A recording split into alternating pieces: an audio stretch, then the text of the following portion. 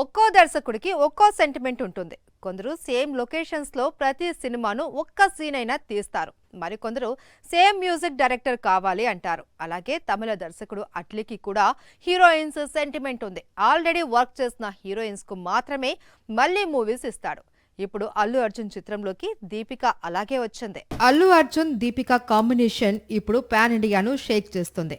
అయితే ఈ కాంబినేషన్ ను సెట్ చేసేందుకు దర్శకుడు Atlee sentiment main reason. Atlee direct చేసిన రాజా రాణి మూవీలో హీరోయిన్ నయనతార, ఆ తర్వాత అట్లీ డైరెక్ట్ చేసిన బ్లాక్ బస్టర్స్ బిగిల్ అలాగే బాలీవుడ్ మూవీ జవాన్ లో నటించింది. ఇక్కడ అట్లీ సెంటిమెంట్ బాగా వర్కౌట్ అయింది. ఆ తర్వాత తేరీలో విజయ్ కు జోడీగా నటించిన lead heroine Samantha Atlee direct చేసిన మరో బ్లాక్ బస్టర్ మిరల్స్ లో కనిపించింది. రీసెంట్ గా అల్లు అర్జున్ తో అట్లీ మూవీ అనౌన్స్ చేసిన వెంటనే ముందుగా సమంత పేరు వినిపించింది. ప్రస్తుతానికి అట్లీ చిత్రంలో తాను భాగం కాదు అని స్వయంగా సమంత వెల్లడించింది. ఇప్పుడు కూడా జవాన్ లో నటించిన దీపికను అల్లు అర్జున్ చిత్రంలో హీరోయిన్ గా ఎంపిక చేశాడు అట్లీ.